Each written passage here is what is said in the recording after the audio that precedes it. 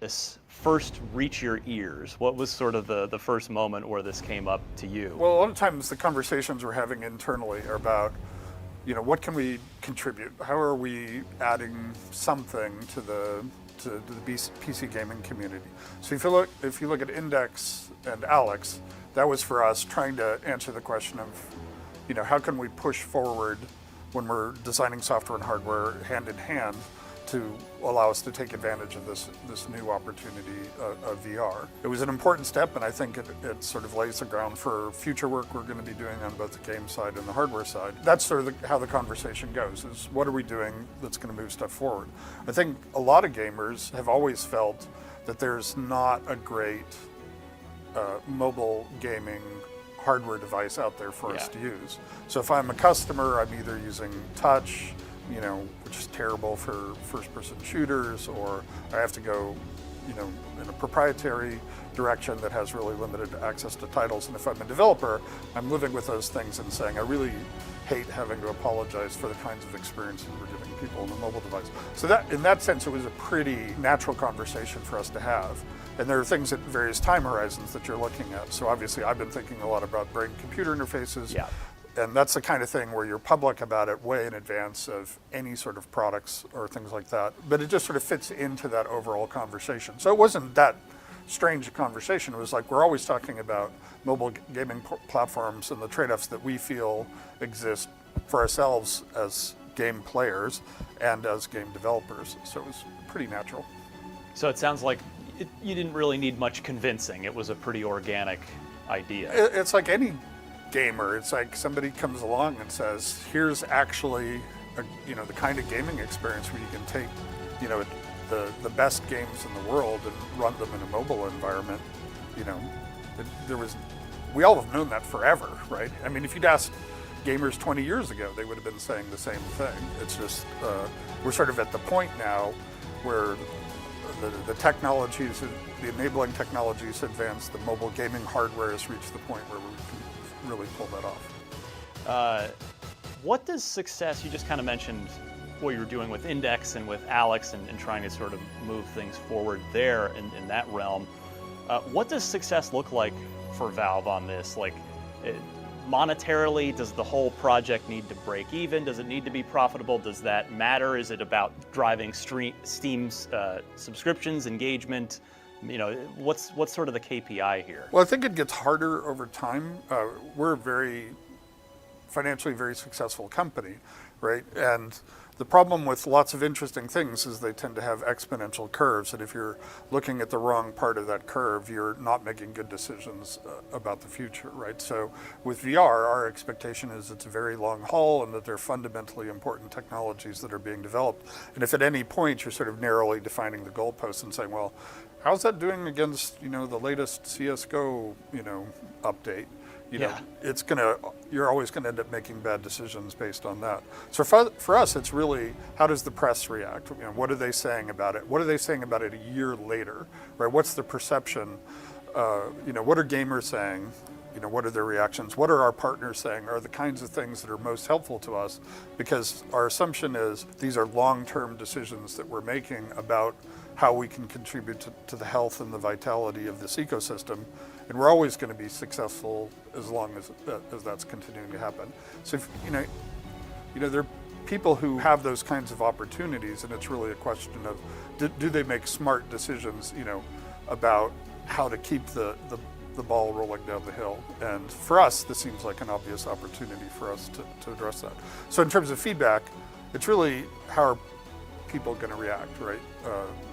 We expect that we're going to sell a ton of these, but it's more important where everybody says, and we can't wait to see what comes next. Yeah. Or developers coming to us and saying, this opens the doors to a lot of opportunities. So it's just about those expectations about the future, which are going to be most critical in us determining whether or not we've been successful. Pirlo, from your perspective, what does success look like on this project?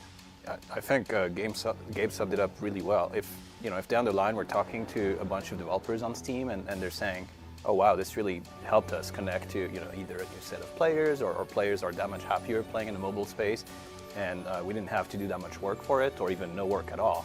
I think this looks great from our perspective. And if it opens up new opportunities for them when they're thinking about game designs, right? We've been sort of blocking a set of things off as kind of being static and fixed. And if they start viewing this as an opportunity to be more innovative, how can we evolve the input side of this? What are the other technologies that we can bring to this that enable new kinds of experiences and new gameplay mechanics? Well, along those same lines, what have your previous adventures in hardware development taught you heading into this? Well, I mean, that's a very long, every time we do anything, we tend to learn a lot. I think Index taught us a lot about the value of doing things hand in hand in software and hardware development, which is something that we expected, right? It was that I felt like we were really successful in capitalizing on, designing controllers at the same time we're designing Alex. Yeah. Trying to do stuff in a game really informs that. A lot of the technologies we've developed in some of these other hardware devices, like the game controller, applies directly to this. The learning curve has to be zero, right? You just have to be able to hand something to them and they say, oh, I know how this all works, right? It's like, oh, look, it does exactly what I expected. I used the touchscreen and it, worked properly. I'm used to, let's say, an Xbox controller. Oh, this behaves exactly how I'm expecting and the games are working. So that's an example of something that we learned there. Price performance is going to be one of the critical factors in the mobile space. And so we've had to be very aggressive in terms of pricing on the deck. Well, speaking of which, I think this is the part where you get to tell me the price, because the audience will know by now, by the time this interview's up, but we've been seeing everything, and so we've actually been curious while we've been here. We know that there are multiple versions, all not teraflop wise, not power wise, but just we've got this different storage levels. So what is the price level here? The three price points are $399 for $529 and $649. And the only difference between those is the amount of storage and the speed of the storage. So as you go bigger, we're also making it faster. Yeah, and you've got an NVMe drive in there. Yep. Yeah. And so that's the difference. But all of the other characteristics, in terms of the gaming performance that you're going to get, they're going to be identical. I'm curious, what were some of the other names considered for Steam Deck on the whiteboard? Steam Buddy, Steam Pal. Very early on, we had pretty terrifying prototypes. So we gave them appropriate names like Ugly Baby and things like that. Those weren't great. Steam Ugly Baby. Yep. Yeah. So we didn't go for that as far as name goes. So one of the really interesting aspects of this that I guess I wasn't expecting coming in here, since we're here just for full context, we're here about a week before this thing gets publicly announced, is it is a PC and it can run other game stores. So you can connect up, you're not just locked into Steam here, which I think when you look at a device like this, that's your expectation, at least it is for me as a gamer, is, oh, well, I'm in that ecosystem and that's it. So it basically means that this thing is the Xbox handheld that Microsoft never made, because if you have Game Pass, you can just sign in on the Microsoft store, download their PC games. Have you talked to Microsoft at all about this yet? Because obviously, I'm sure you have a limited circle of trust here. Like, do they know you're about to release an Xbox handheld? Well, you know more of the details than they do, but our view is that the openness of the PC ecosystem is the superpower, right? That we all collectively benefit from. So if you want to install the Epic Game Store on here, if you want to, run an Oculus Quest on it, those are all great. Those are features, right? Yeah. That's what I want to hear as a gamer. I don't want to hear that somebody's got some Trojan horse that's going to try to lock me down. I want to hear whatever I want to do. If there's hardware I want to attach to it, if there's software I want to install, I can just go and do it. And we think that's great. Yeah, all the people working on this product are PC users themselves, right? And we know that there's tons of value that is not necessarily on Steam that we use on a daily basis, either in gaming or non-gaming users. So we would have been pretty bummed to try to deliver something that's essentially just a portion of what PC is all about.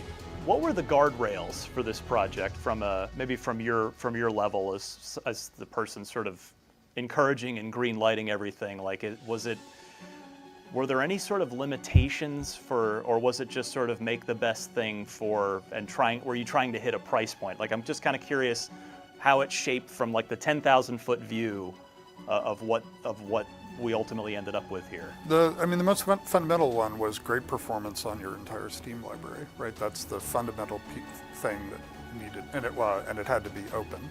And then that was the thing. It's just like, I want to be a gamer who's used to playing, PC games. I want to pick this up and say, oh, it all works. Yeah. It's all fast. And then price point was secondary and painful, but that was pretty clearly a critical aspect to it. But the first thing was the performance and the experience was the biggest and most fundamental constraint that was driving this. You just want to hand this to somebody, who plays PC games and have them go, oh, this is great. Like, are you guys? I know you hear a lot in the console space of, oh, it's the razor blades model of, okay, well, we're selling the console at a loss to try and get you in the door on the software. Like, are you guys trying to just break even with it and just get these out there, or can it be something? Because the price for what this thing is doing seems pretty impressive to me as I'm literally hearing the price for the first time. So are you guys just?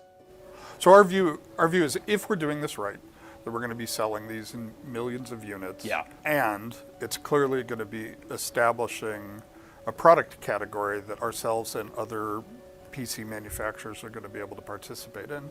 And that's going to have long-term benefits for us. So that's sort of the frame in which we're thinking about this. There aren't sort of explicit, we think that this makes sense, and we think that this makes sense going forward at this price point. We don't have some tying ratio. We don't say, oh, and then we have to sell 8 games, for each one of these, incremental 8 games for each one of these cells, otherwise it doesn't make sense. Our calculus is more just sort of like, is this the right product, and is it a great way to test out the assumption that there's a huge amount of value both to game players and game developers to extending the PC ecosystem in this direction. That's the real test more than anything else. That wider view of the curve you were talking about earlier, rather than looking at it super narrowly. Right. Nobody has ever said, oh, we have a giant success where clearly there's huge demand for this, but our margins are too thin, right? And a lot of people have overpriced things and killed the opportunity and sort of convinced people that it's an uninteresting category from the get-go. So we're definitely, our view is we're doing this for the long haul, and there's a lot of opportunity. And so far, everything we're hearing from our partners, mainly because they're the ones that we've talked about it the most, is a lot of enthusiasm that this is something that they're really going to be happy to see the PC community, pushing into this space. Were there any Gabe-specific features that you requested in the device? Did you kind of weigh in with any wish list items that Pierre-Louis and the team had to then go and work in? Well, I do immediately play Dota with each new version that I get, so I've probably been a little more laser focused on the usability testing. So you're, of Dota. so you're the trackpad then. That's a big one for you. Yep. Makes sense. But that's just me being a gamer, right? That's not me being being a president. You can't help. Well, okay, we as gamers can't help but look at this and see, a similar form factor to a Nintendo Switch. I mean, and you guys, you play everything, so. And Nintendo of America's not far from here. Yep. Has the Switch influenced this at all, either ergonomically or in terms of just showing, hey, there is a market for, higher end handheld gaming, or is it just not really a factor for you? There have been attempts to provide mobile gaming platforms for a really long time, and for me as a as somebody who's used to sort of high-end desktop PC gaming and console gaming, they always felt like they were compromises. So I think Nintendo does a great job. You're always gonna end up making bad decisions based on that. So for us, it's really, how does the press react? What are they saying about it? What are they saying about it a year later, right? What's the perception?